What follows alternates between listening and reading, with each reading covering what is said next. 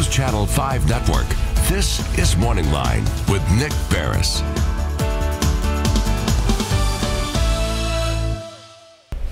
Good morning, everyone. Thanks for joining us on MorningLine. I am Nick Barris, okay? This is The Plus, and we've got a good show for you on this Thursday. We'll open up the phone lines. You know, we do this on a regular basis, talk Social Security, try to get questions answered for you, walk you through the process. So many of you either out there are dealing with it yourself or you know someone that is. And I'm talking about, is it time to take Social Security benefits? Are you applying for Social Security disability or Social Security insurance? Do you need an attorney? What happens when they reject you? I know many of you are in that process and may have a question about it. Well, the phone line's up, 737-7587. You know how it is getting through to any government bureaucracy, especially Social Security or the IRS. Just put them hand in hand, all right? Getting through to them and getting straight answers. It's there, but it can be difficult between all the phone calls, the lines, online, all that. Don't worry about it. This morning, I've got a phone right here. All you have to do is call. We'll put you on. We've got 7 lines, and you're not going to talk to me, but you're talking to the big man right here, Josh Horn. Good morning. He's the district manager. Yeah, we're friends.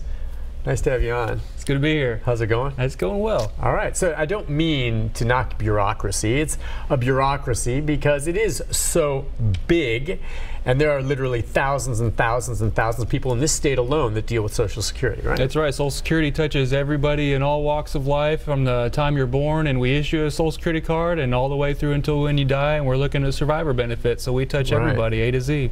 Yeah, okay. I got to get into those benefits with you and the like, but I just want to say the number is 737-7587. Before we get into more of the details in the calls, what you want to hit me with? Anything new? Well, we do have a new aspect to our online services. For those of you who have a My Social Security account and have established that, and if you're drawing the Social Security benefits, you now can report wages online rather than having to call us or send us pay stubs or anything like that. But just report it without. So do you have to scan something to send, or you just tell them what you earned? Yeah, you actually document it in under the My Social Security portal. We encourage and want folks to eventually return to work when they're drawing disability benefits, and we have a couple of different programs that we've talked about here and there. But one of the things is if you go back to work, you want to make sure and report back to us how much you're making, gross wages or net profits, so that we make sure that you're not overpaid. And now you can do that online. You can do that from the convenience of your home.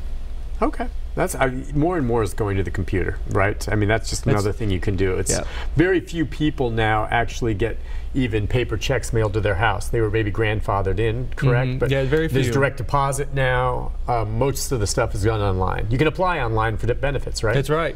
Yeah, you can do more and more things online. We're continuing to try to roll out more benefits because you know that we're trying to reach and provide services in your preferred method of contact. And there's a growing you know, amount of Americans who prefer to do business online, and we want to encourage that. We want to help that. We want to provide services that way. All right. As far as some of the other things we can touch bases on, I mean, this time of year, a lot of folks maybe ask about the cost of living increase. We've talked about it. When does that take effect? We know, and I'll let you recap for folks, that there was an increase this year. Does it kick in this month, or does it wait and kick in January 1st? Or when does it kick in? Yeah, you'll see it on the check that you receive in January. Okay. And now with Social Security, you know, we pay all of our checks 1 month behind, so technically it's your December check, but it's the one you actually receive in January. And that was, I believe, a 2% increase for 2018. So you do see a little bit. We don't know about Medicare yet. We don't know exactly what's going to happen there. But as far as Social Security, the cost of living increase, we'll see that in January. 2% for a lot of people. That's maybe what, 25, 30 bucks more a year or something, or a paycheck rather. Something like that. Something along those lines. And again, just, you know, a lot of you I know are saying, what? Things cost more than that these days, but it really is based on the cost of living index, right? Or GNP, whatever it is, and based on what, you know, gasoline prices, not so much looking at what a loaf of bread costs, I suppose, but it is based on a formula, and it's not something you put together. No, this is something that Congress sits down usually in November every year and tries to figure out exactly based on kind of what you're saying, and then they come up with that number and roll it out that way. Okay. What kind of calls have you had lately? This time of year, are there any calls unique to just before the holidays, or is it pretty typical throughout the year?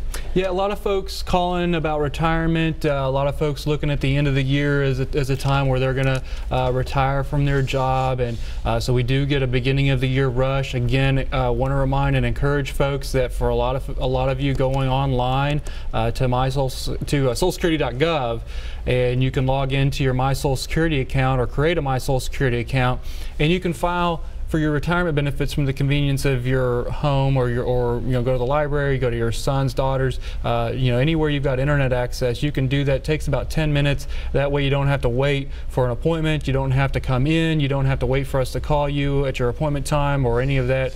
You can go ahead and get it knocked out. And then what it does is it comes in overnight. We have somebody who takes a look at it, make sure everything's squared away, and then processes it that next day. You know, we don't get political on this show. I'm not asking for opinions on how things go, but a lot of people see right now in Washington, D.C., Congress and the president are working on revamping the nation's tax structure and how all that shakes out. Do you know, by chance, anything that they're discussing now, could that have an impact on percentage-wise monies taken out of paychecks for Social Security, or is that something that's kind of separate? I know they're focusing in on taxing folks' income and earnings, but as far as Social Security withholdings and stuff, would that be affected? You know, there's not really been any, to my knowledge, any changes, any talk about changes specific to Social Security. We're kind of still in that point where if we don't do anything with Social Security, then here in a few years, it's, overall it's going to be reduced by about 30%. That's right. if nothing at all happens. A lot of folks kind of say it's going away, we're not going to have anything, and that's not really true. If we don't do anything, it's going to be reduced, but it's still, some is going to be there. But again, there's still some time for Congress and to make some changes and do some things along those lines. Yeah, which would basically entail maybe changing the percentage they withhold from people's taxes, from paychecks to put in, because we're all paying into Social Security if you work and you have pay taxes and the like. And you're right, that would mean maybe when you and I retire, instead of getting 100% of what the benefit is people get now, because there's so many more people retiring, there's not as much from the pool, it could go down 30%, right? So you'd get 70% of what you would have. And that's one option. Another option that we've already gone through once, moving the full retirement age from 65 to 67. We're in the middle of that process. Get that older. Folks are living longer and longer, and that may end up moving back even more. That's just one option that's on the table. Another option would be to adjust the cap, because remember, you only pay Social Security up to a certain income level, and then there's no taxes after that. That's another option that they've discussed. So, and these are all, this is nothing new. This is something that we've talked about, or that Congress has talked about for a while. That cap is $250,000? No, it's not even near that. It's $127,000. Yeah, I would think raising the cap would be one legitimate reason. I mean, because I always like asking the question, well, how much is Bill Gates going to get? Well, Bill Gates makes billions of dollars, all right? The richest man or second richest man in the world, and yet he only pays Social Security on $127,000 of his, which is probably money that's lost in his couch in his living room. I mean, I'm just saying that's how it stands.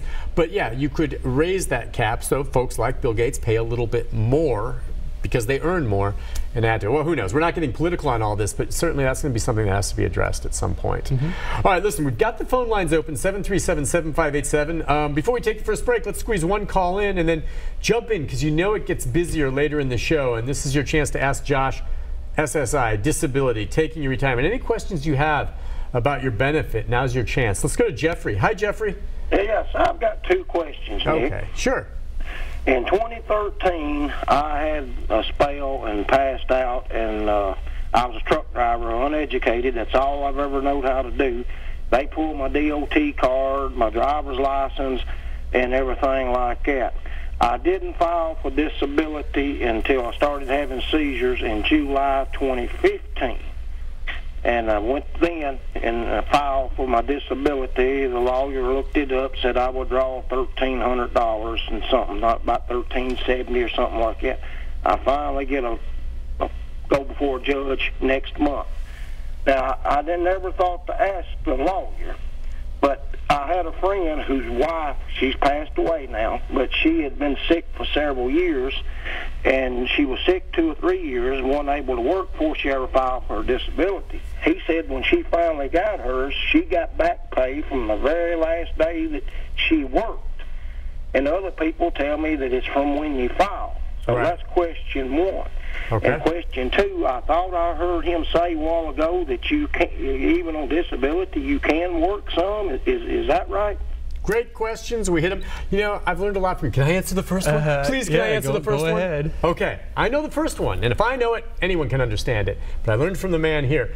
You get the back pay from the point where you originally first applied. Not from when you first got the injury, because no one, you know, it's from when you finally first apply and you're denied and you have to go through the appeals and you finally get it maybe a year or two later. They'll pay you for the back pay that year or two back from when you first initially applied, correct? Yeah, that's correct. And then in addition to that, we can actually go back 12 months retroactive. Okay. So, you know, if you for whatever reason didn't apply for a couple of years and then finally said, look, I don't have any other choice, and you haven't been working or anything, and we can find that you were disabled back from 2 years ago, then we can actually go back a maximum of 12 months and to pay you some retroactive benefits too. Depending on your friend, depending on when she filed, that might be what she was describing. You know, if she stopped sense. working and then 6 months later she filed for benefits, then she may have gotten that 6 months retroactive that technically went back to when she stopped working. So that may be that scenario, but yeah, that's definitely out there. Okay, whenever we get into it, what was the second question? He's still on if you forgot no, the second question had to do with work. Do we want you to go back to work? Right. Can you that's work? Right. You can work a little bit. The substantial gainful activity amount is right around $1,000, a little more than $1,000. And so if you're going to be making over that, then you definitely need to report it. It could affect your benefits. You get 9 trial work months where you can make as much as you want to. And keep drawing benefits, and then after those 9 trial work months are over, you go into a period of extended period of eligibility where you can go back and forth. If you make over, we won't pay you. If you make under, we will pay you. Again, trying to give you some options and have you try new things and still not have to worry about completely getting cut off from the program, because we want you to eventually find something that you can do. It may be something different, it may be something you have to go to school for, but eventually go back to work. Yeah, so what you'll find out, Jeffrey, is once you get your benefit and you're set in place, that first 2 months, or 9 months rather, or 12 months, did you say, you can work and make as much as you want for nine months. As much as you can, okay? But then at that point, they'll say, all right, can you go do that full time? If you realize you can't, then maybe you dial it back. But let's just say that he gets to the point where he is going to stay on disability perhaps the rest of his life, okay? What is the max? You said as long as you're collecting without triggering something that would withhold his check, up to about $1,000. Yeah, it's about $1,000 is usually what I try to, because if you start going over that, we want to make sure. I think technically it's $1,170 this year. If you're getting close to that amount, though, I do encourage you to make sure and report it regularly, because what could happen is if there's 5 weeks in a month or something like that, you don't want to get overpaid. That's then it kicks in and they freeze your benefits. So if you choose to work, make sure you're really careful about reporting it, and make sure you talk to the folks to know exactly how much, because if you go over it, boom, you can lose your disability. But you've got some options there, Jeff. We'll take a break. When we come back, David and others, as I said, the phone lines are filling up, but we still have some open if you have a question for Josh. Back with more right after this.